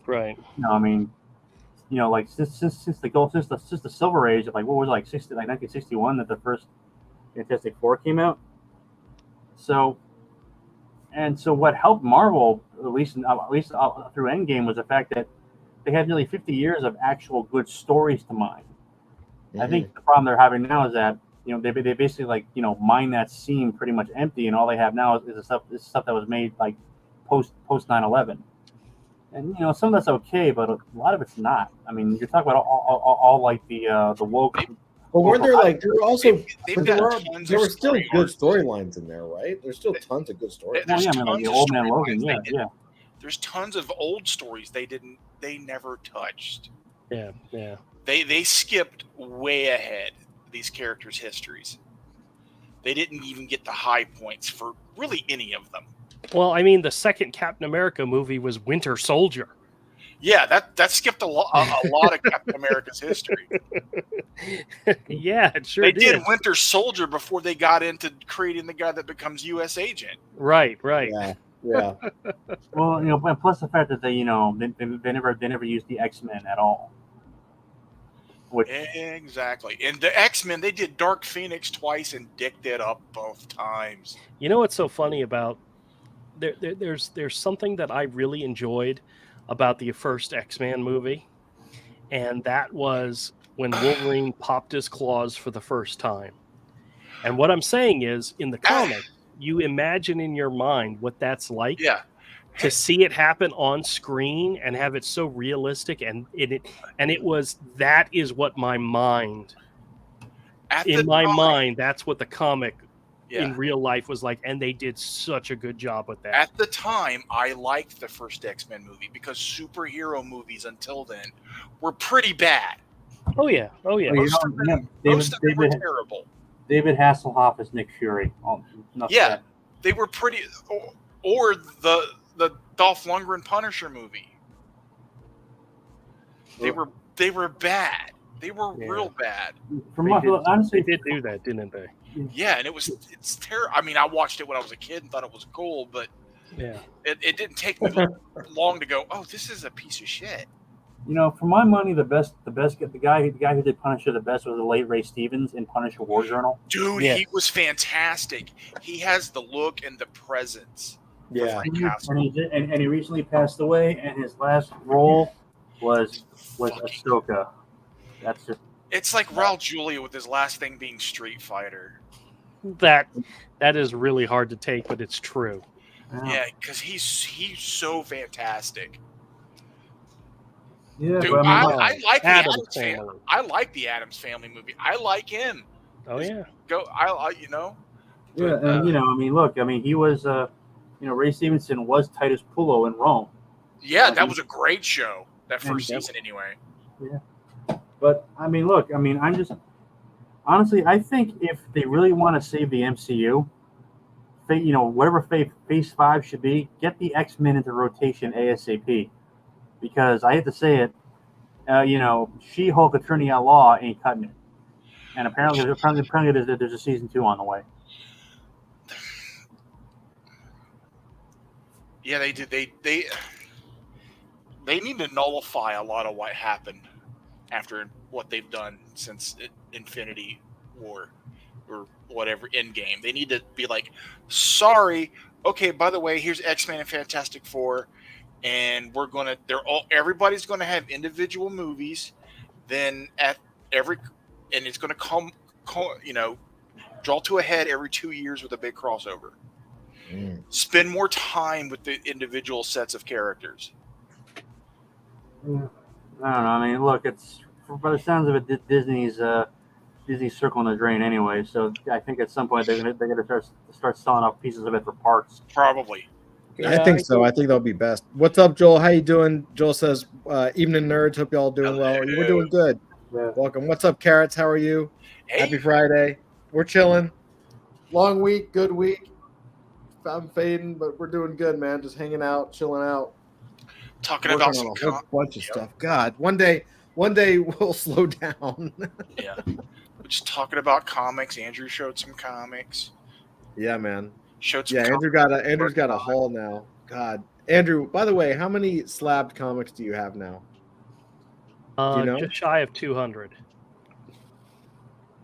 How long you been collecting them now? Like July. 2 months? Huh? Just a few months. 3 months. But most of them are for the store. Yes. Yeah, that's what he tells himself. What it is he gets the right one. That way he can sell one to pay for the rest of them and be like, well, I didn't lose anything. Yeah, Carrot says that's a haul, Andrew. Yep. Showed some toys that came in. It was good stuff. I do need extra copies of those Cyberfrog figures so I can open them. Those toys look great, man. Those toys look really good. Gosh, I want 3/8 style toys of Todd, do you have this some of my issue? artwork. Ooh, that's a good one. I have it. Oh, wow. I have it, but I don't think mine's very good. That's a great moderation. All right, I'll just take it to the store then. No, well, I was reading a comment from Dear it's okay. Carrot. No, Andrew, you're the most important. It's a good Walter Simonson Thor. I know I Show it have up. it. Show it up. I just don't know what shape mine's in. Issue 350. I do not have that. No, It's a good I one. would love that. All right, well, I'll think about it. Oh, you're such a dick. You got to be nicer to me. Nicer to you. I'm lovely to you. I treat you very well. He spits on it and everything. Yeah, just because you asked me to. Hi, Dusty. I went to college for this. Yay, you're educated. Can't tell. So did I. I didn't. I didn't either. Yeah, you guys are great. Everything's fine. It'll be fine. Everything's fine, Dusty. It's okay. Dusty, dude, like this. Just stroke your own head. It'll help. Again, I make the shitty comment. He gets kicked. I love it. I think that's because somebody out there loves me. Like James does? No, the love between me and Dusty's different. But trust Andrew, me, you're gonna get banned. Here he goes. Here he goes. James the scammer loves him. He just too. wants attention. Good attention, bad attention. It doesn't matter. that's He right. doesn't care if you pet him or whack him on the nose with a rolled up newspaper. He likes it both. I will hump your leg no matter what. Okay. All right. Get it all out. Get it all out. We went an hour and 39 minutes before making any crude well, I did at least. Avery's already hit you with a couple, and you still have him here. So, Like as soon as I say him, I just look over at Dusty and I just look. I wait. My eyes go straight to Dusty when it's like I'm like this one's for Dusty.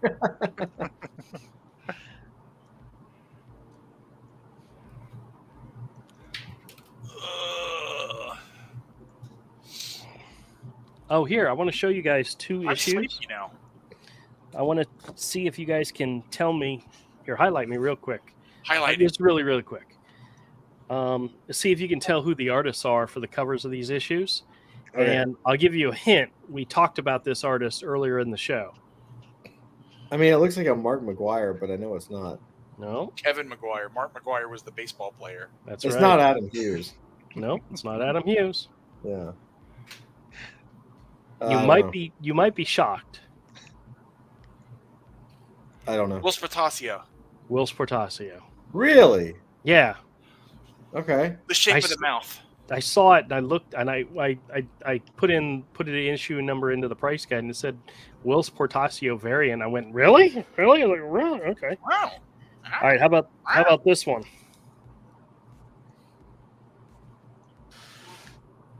That's a Joe Quesada. All right. Very good. Yeah. I figured you might know that one. We can hold it up again.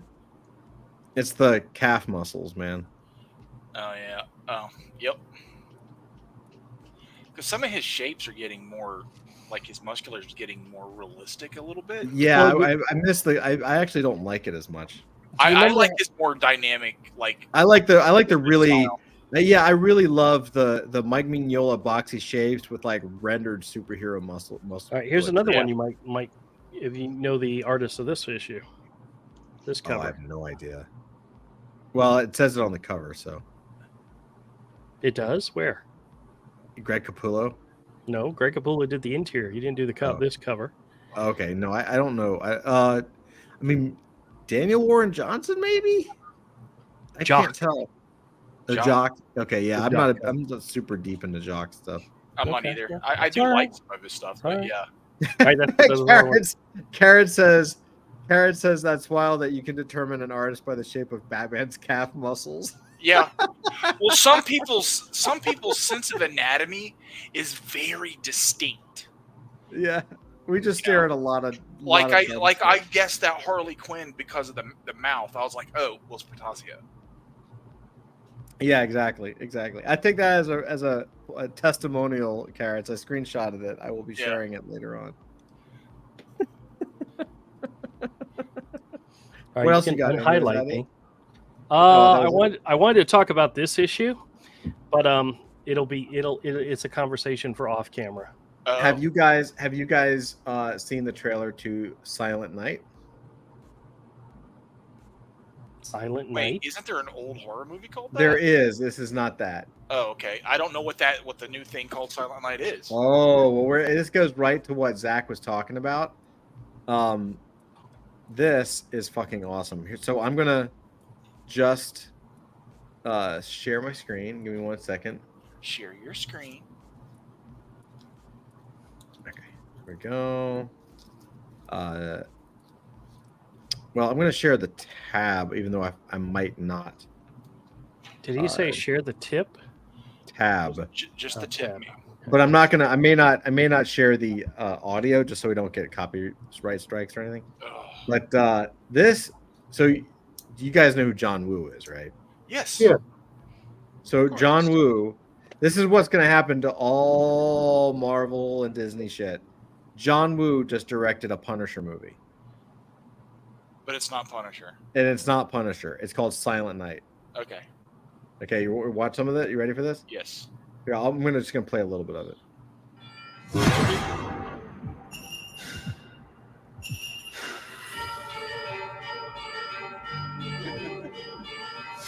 Shots fired! Shots fired! All units, please respond.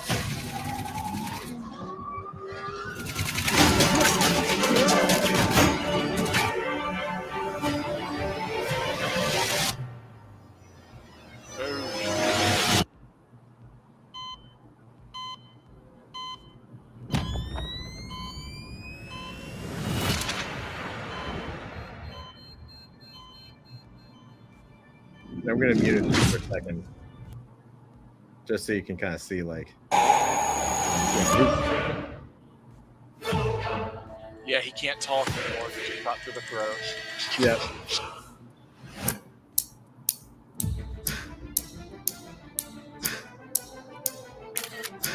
Like it's straight up Punisher.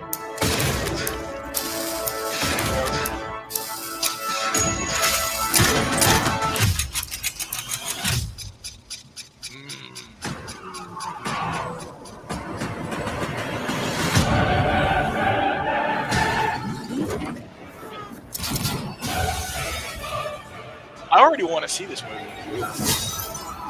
What's that, Avery? I already want to see this. This is right up my alley. Right?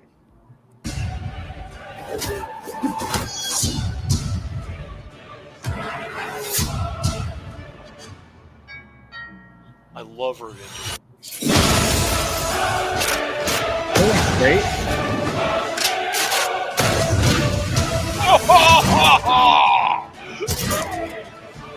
It's John Woo. Yeah. Oh my god.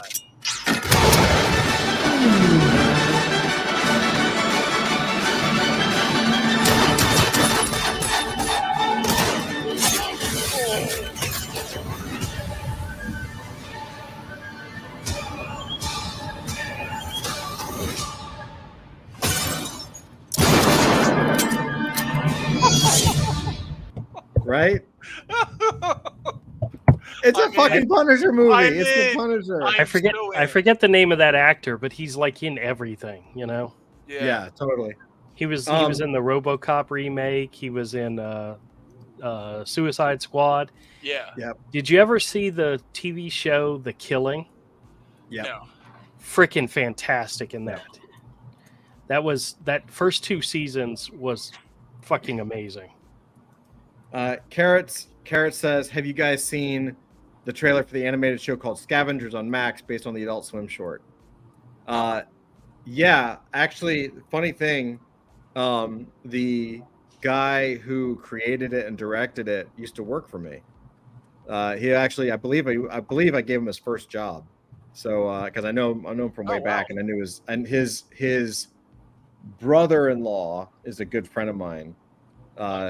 In fact, his brother-in-law is Terry. So these guys know Terry. Yeah. Terry White. Yeah. Yeah. So, so I know that guy really well. Yeah, it's good. It looks fantastic. I can't wait to see it. It's really fucking dope. So, yeah, I think I'm glad he got it. It's pretty cool. Yeah, man, I think he's already doing because they animated that. I don't know all the details, but I think they animated that like a couple years ago. Like they spent years animating it. And it's already done, which is why they're airing it. But I think now Joe is doing like his own show. He got another show somewhere doing something. Yeah, it's pretty cool. Yeah, it's weird how small world, right? Yeah, the animation for it looks great. I should show a little bit of it. I don't want to get I won't show all of it because again, I don't want to get to show the whole trailer, so I don't want to. Super. Here, I'll show you the trailer. I'll show you a couple clips from it. The shore was like a Rube Goldberg machine made up of alien life. Yeah, that's honestly like how Joe used to animate too. Like it's literally what he does, which is really cool. There's random rad looking shit. So check this out. I think I'm sharing the. You guys hear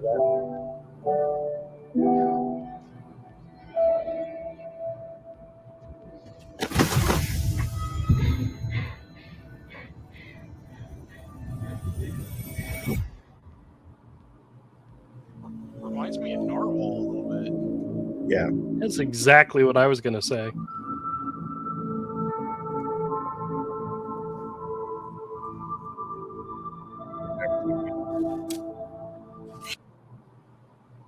That's dope. Yeah, it's like weird acid trip. He does like a lot of acid trip looking animation. So like things blending, like it's actually a really cool. It actually reminds me of the Prophet comic. Do you know what I'm talking about? Yep.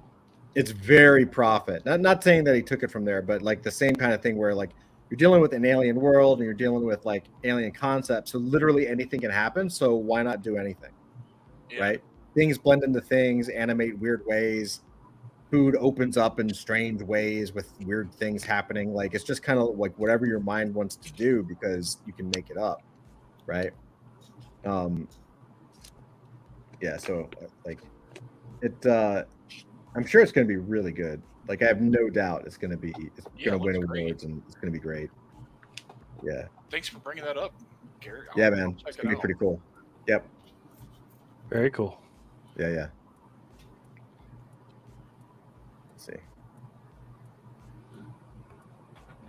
Yeah, good stuff. Oh man. Well, guys, this has been a great show. Been good. Thank you. Thanks for letting me start 30 minutes late.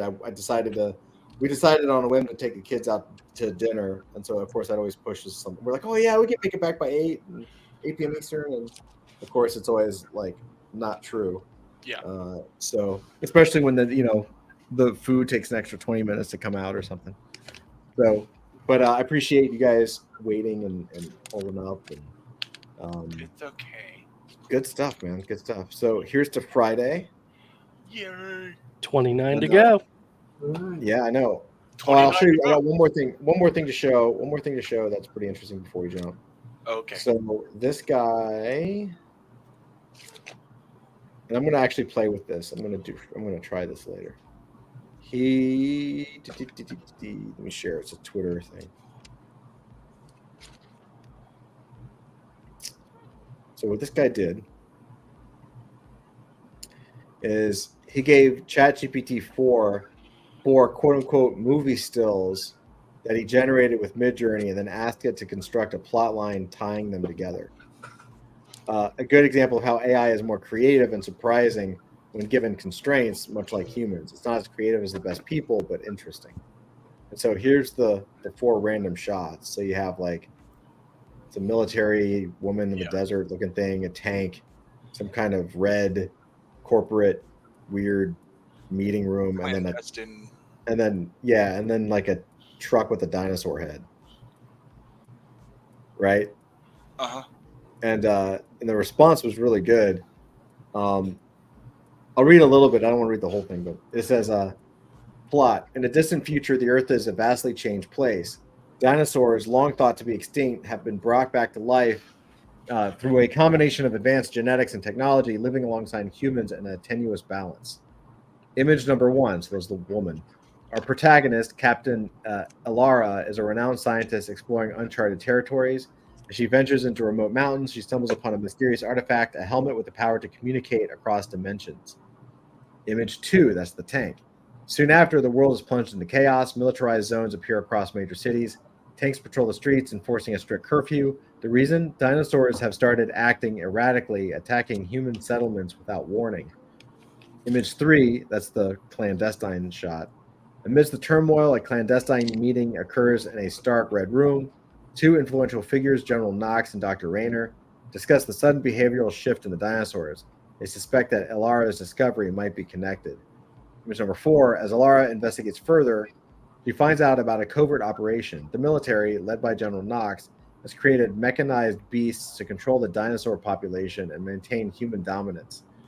The artifact she found interferes with their control mechanisms, causing the dinosaurs to rebel. In a desperate bid for peace, Elara forms an unlikely alliance with a group of intelligent dinosaurs. Together, they work to reverse the military's influence, uncover dark secrets, and restore the balance of power. Throughout the journey, the lines between technology and nature blur, and the team grapples with moral dilemmas. They must decide what's worth preserving, the advancements of the future or the echoes of the past. That's pretty good, right? Pretty cool. For 4 images, for these 4 images, like Yeah. that's pretty epic. So it's getting there. I wish I knew what the prompt was. Oh yeah. They didn't tell me the fucking prompt. I wonder if it's in there somewhere.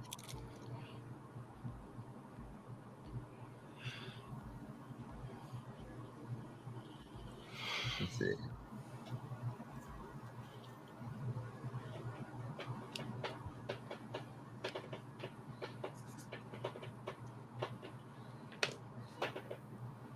I'm trying to see if there's. Yeah, I think that's it. They didn't give the actual prompt, but pretty awesome.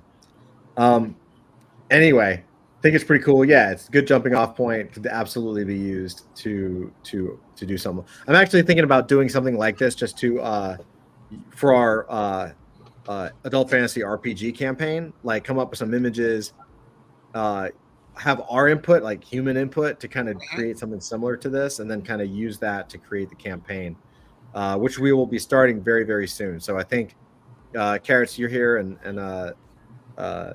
Joel's here. So like I believe we'll be starting Lord Games next Thursday, starting with probably character. We'll go through the character creation process now that it's almost finished. I have all the information and I just have to polish it up. So hopefully I'll have that released next week. So we'll create our characters and then we'll probably do like 1 or 2 sessions for world building exercises, and then we'll go right into a campaign. So I'm very excited about that. That's gonna be really cool. And yeah, maybe we can do something like this to kind of set the stage. That could be kind of neat. You know, all these new tools, all these new ways for us to like do stuff. It's pretty crazy, right? No more looking at a blank white page. Definitely not. You know. But anyway, guys, love you all. Thank you so much. Happy Friday. Nerd Den. See you guys next week. Have a great weekend. Love you. Karis, Joel, everybody else, thank you so much for showing up. Appreciate you as always. Thank you, guys. Dusty, Andrew, Avery, Zach, have a great weekend. Yeah. Bye. You Bye. too. Bye-bye. Bye. Everybody, take care. See you soon.